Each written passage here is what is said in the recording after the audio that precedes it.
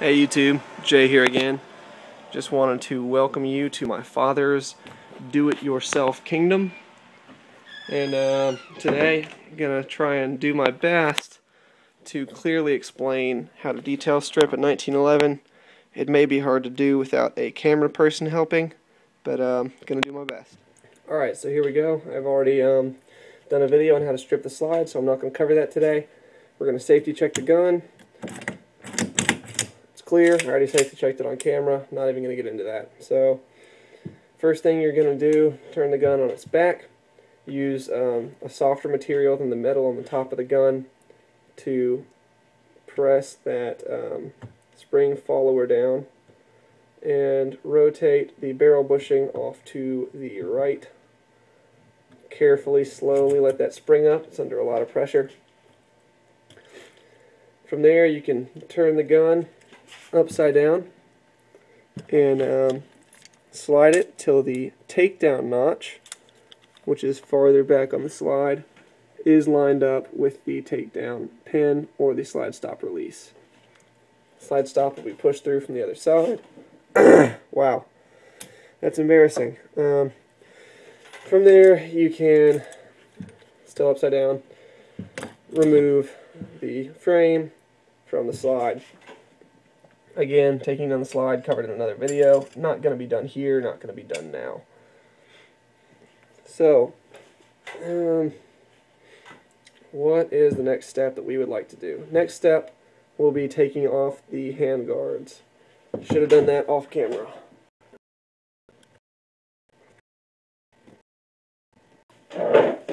Alright, sorry you had to see that. But, first thing we're going to do is remove this left-handed safety here. If you don't have an ambidextrous safety gun, don't worry about this step, but it'll be the same thing to remove the normal safety. What you're going to do is click the safety up till the lump on the safety is pushing in the plunger pin, aka put the gun between safe and fire.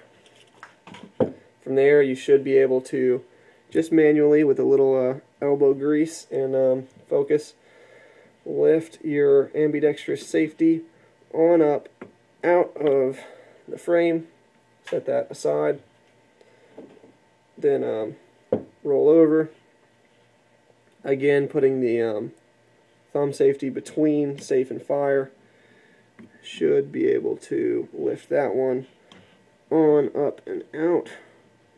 Of course, if it's not working in the position you have it in, wiggle it back and forth as you lift. Eventually that will come up and out. Be careful to hold the beaver tail grip safety there because it will come loose. It is retained by the thumb safeties. You need to be ready for that. What we'll do next is I'm going to go ahead and remove the mainspring housing. The way we're going to do this is take a punch. This is my SKS punch. You can use whatever punch is appropriately sized. And on this particular gun, you'll see that the pin on this side is concave and the pin on this side is convex. You're going to push the concave side in and push the pin out of the convex side. Another way to put this is pushing from left to right on my gun. Might be from right to left on yours. Most other pins on the gun, though, besides this pin that retains the mainspring housing, will go from right to left. So this is the only one that's different. First thing that'll make it easier on you, though, if you can, go ahead and put that beaver tail safety back in position, push it down, and slowly, gently let the hammer forward. Do it as if you had a round in the chamber. Be gentle with your gun. That will serve to take pressure off the mainspring housing, make it a little easier to release.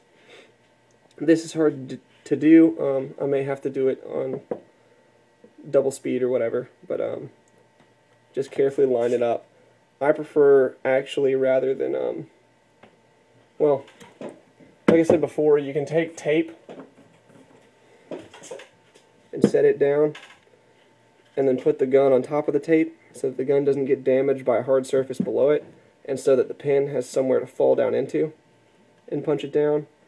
Normally, though, I don't have the force to do that.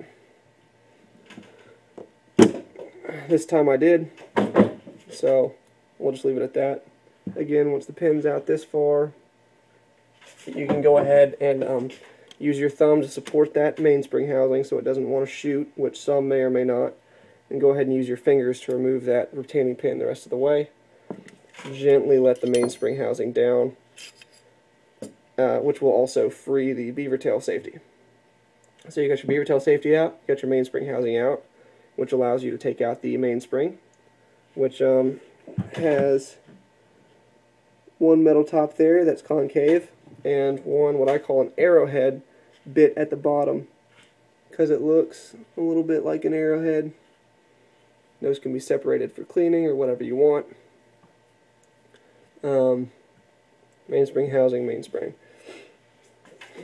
From there, you've got a lot of really confusing, scary things dangling out of here that you don't want to deal with at the moment.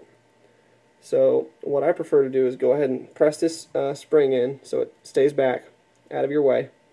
And we're going to want to get rid of the hammer now. The hammer is the bigger of the two pins in the frame. You should be able to see, sorry if this camera stinks, there's this bigger, fatter pin right here that goes through the hammer, and then there's a smaller pin that's forward of the hammer pin. We're working on the big hammer pin that's behind, from right to left. Going to go ahead and push that pin on out. Be careful you don't shoot it across the room. Now this pin does matter which way you put it back in.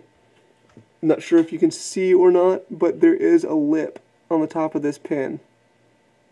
So the lip, when you put this back in the gun, has to be on that left-hand side, and the thin edge has to go through from left to right.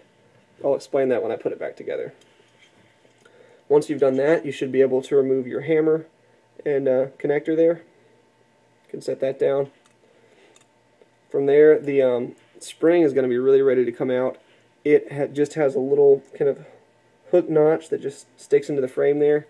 You can go ahead and pull it out of that notch, slide the spring down. You now have the spring out with its three respective edges there. I know this is probably killing some 1911 guys that I don't know the terms like y'all, but I'm just showing you how to get it done. And of course, there's different orders you can do these things in depending on how you like to strip your 1911. This is how I strip mine. Next up, you're going to have to get the sear and I guess the sear connector, I forget the name for this piece too, out. The way that you're going to remove this one is by the smaller pin that's slightly forward of the hammer pin that we didn't touch earlier. Again, that pin will be pushed from right to left. I prefer to do this one with the gun on its side so that the parts don't come falling out of the bottom, which they will. Put this parallel to the floor. Go ahead and punch that pin out.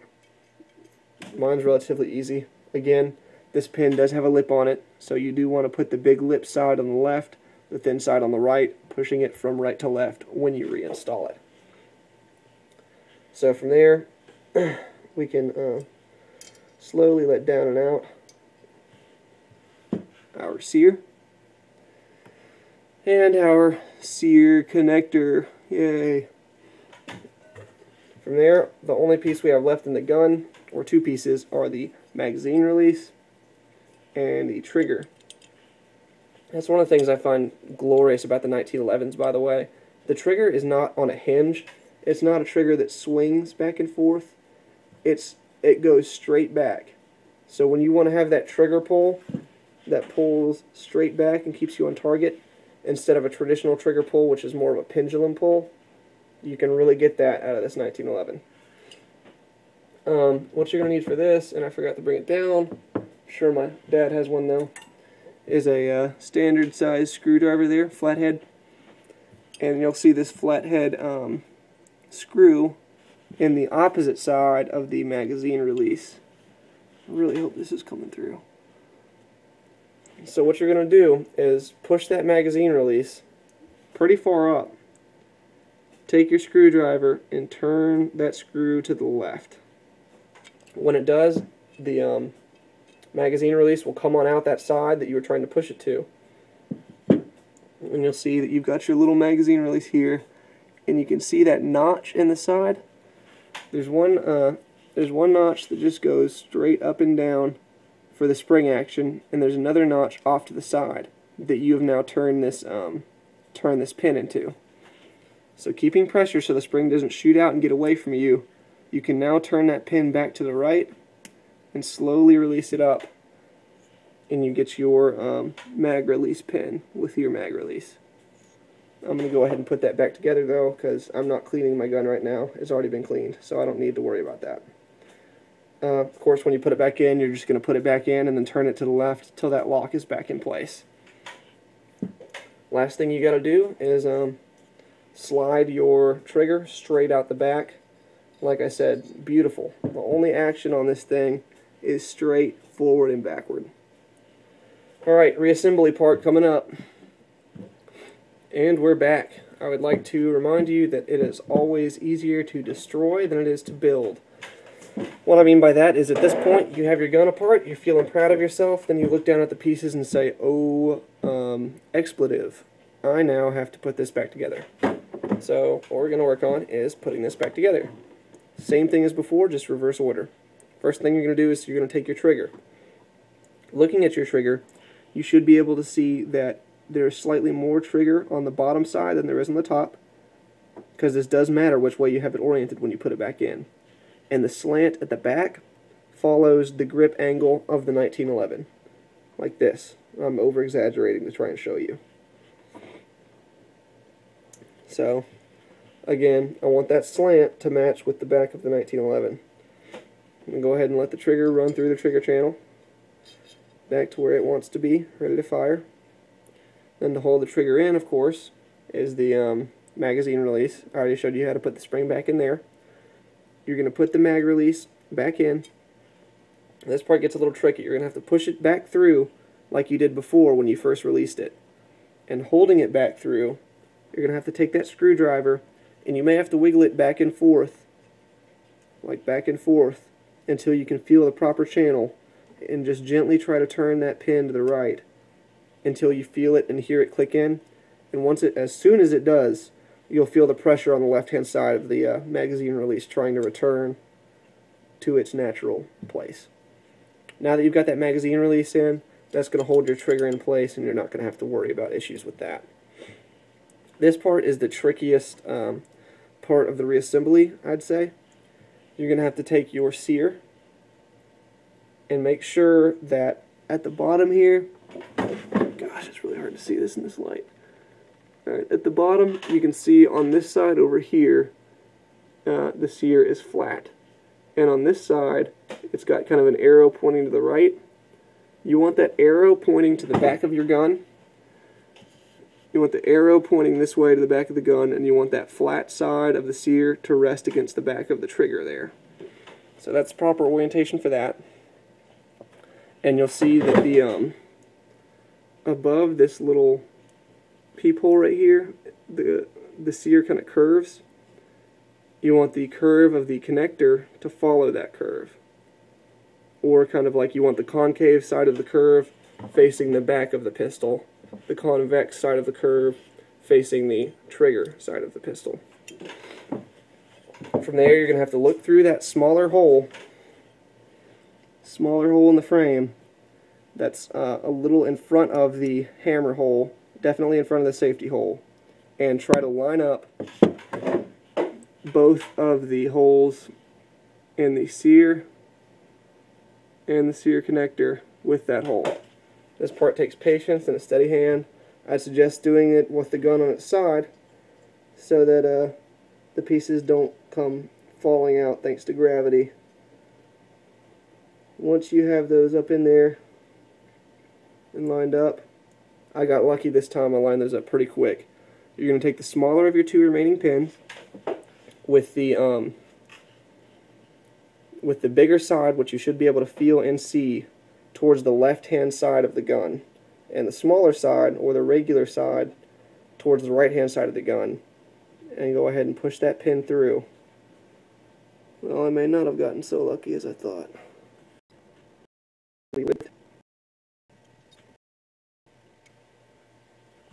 Alright, sorry that took a second. You just got to work with it till it goes in. And once you've got it in, you should, if the light is allowing, have a view kind of like that. And what I'm going to do now is I'm going to take my my punch and just kind of lightly wiggle each piece back and forth to make sure that it actually is being retained by that pin.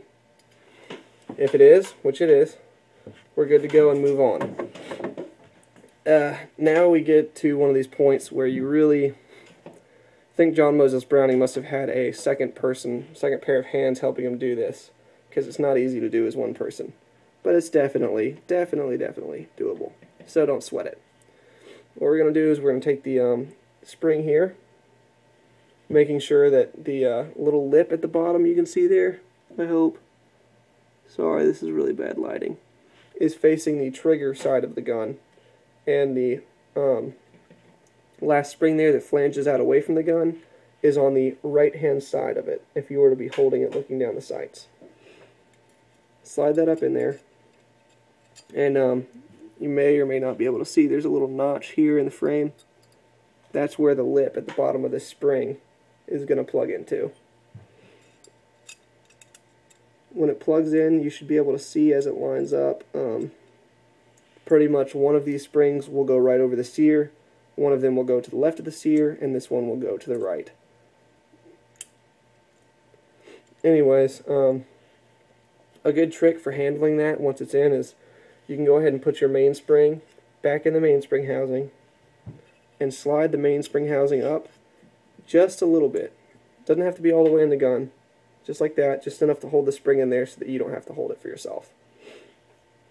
From there, you'll take your hammer and your connector, reconnect them if you've disconnected them. I never bother to, I don't see the point. Make sure that the concave side of the connector is toward the back of the gun. The convex side of the connector is toward the front of the gun. Put the hammer in the notch. Sorry I had to cut, we all do dumb things sometimes. Of the two big holes that's left, the one for the hammer is higher up and further forward towards the muzzle on the frame. That's the one you want to get it plugged into. From there, your goal, and it's going to be a tricky goal, is to lower the mainspring housing and get the bottom of this hammer connector here to ride inside the cup of that mainspring housing. And once you have that hammer lined up with the cup, you then need to take your beaver tail safety, and I like to, I don't know if you can see this or not, since the beaver tail has this extended part on the right hand side, I kind of take it off to the right of the frame and put it between that extended spring there and the frame and use it to leverage the extended spring back in between the frame and the grip. If you don't know what I'm talking about, once you try to put one of these back together, you'll understand wholeheartedly. Once that's back in, you're going to go ahead and it's going to have to stay up until you can get the mainspring housing up high enough. What I'm going to do now is I'm going to use the ground to push up as I'm pushing the frame down and keeping the beaver tail in line. I've got to get the beaver tail down in the frame to where the mainspring housing will lock it in, and once I've pushed down far enough that the holes are lined up for the mainspring housing, I'm going to look and give this a little grease. I'm going to have to do this fast and I'll explain it in a second.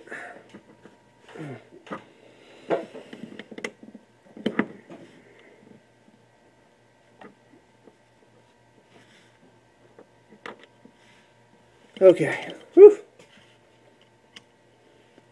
So what I was doing there was pushing down, using the frame to push down so that the mainspring housing rode up into the frame. And then just when I had that gap, the entire time I was pushing the pin through the holes, and once it lined up enough, the pin slid through and will now hold this in, even though it's not fully in yet.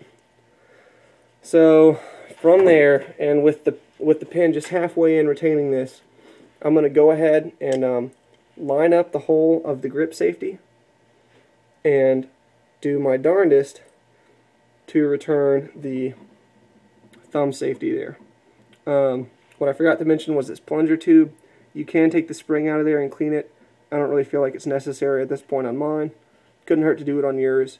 Just make sure to push it through from this forward side and not to pull it from the back. Otherwise you'll stretch out the spring and ruin it. So here's the other part of the issue. I'm going to have to hold this down as if I were about to fire the gun and cock the hammer back. This is going to add pressure to the mainspring housing, so you want to hurry.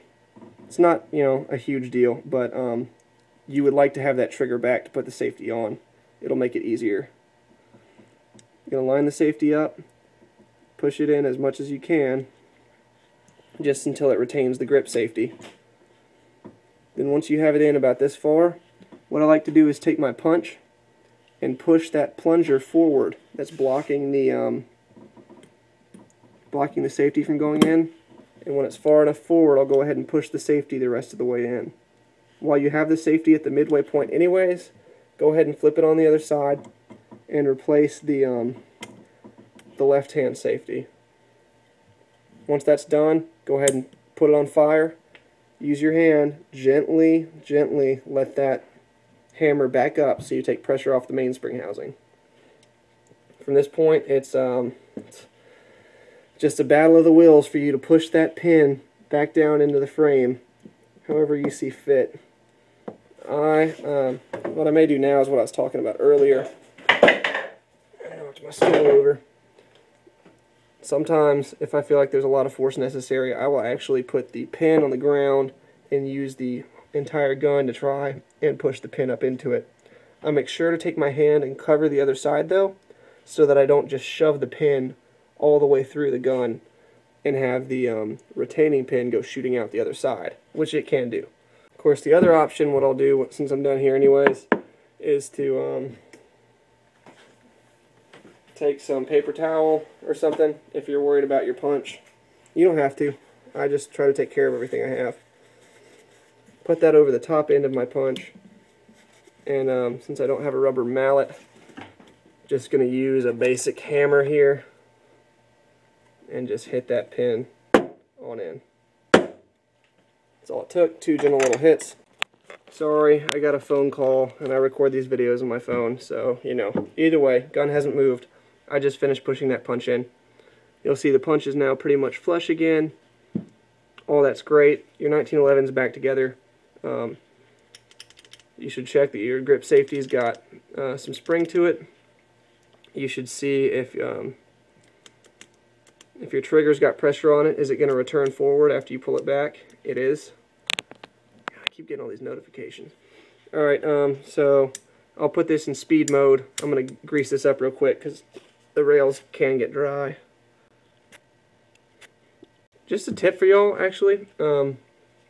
When I'm using an aerosol can like this and you don't want to just soak your gun, I'll spray off to the side a little bit. Then I don't know if you can see or not, but see that drop on the end? I'll then just use that little drop and apply that and then drag it, and the hydro tension on it will drag the drop wherever I want it to go, for the most part, along the gun, so that I don't really over oil it, but I can just control the application of one drop and where it gets dragged to. Just a trick from me to you if you think that's helpful at all. And I'm not going to use this gun for a while, so I'm not too worried about over oiling it. But from there, of course, same thing as always, putting the frame back together, turn it upside down, slide it on till the takedown notch gets lined up. Now, what's the deal here? The barrel bushing got cut on the spring. Make sure to hold your barrel bushing up. Sliding it until the takedown notch is once again lined up for the takedown lever or the slide stop release. Same thing. Got to make sure that my barrel bushing, of course, is through that hole. Once the barrel bushing's in, finish reassembling the gun. Slide it back up, put the safety on so that it's rigid. Be careful with the follower and the spring. It's under a lot of pressure. It will shoot off there and make you have a bad day. I'm going to use the rubber back of this screwdriver because this thing wants to fight me.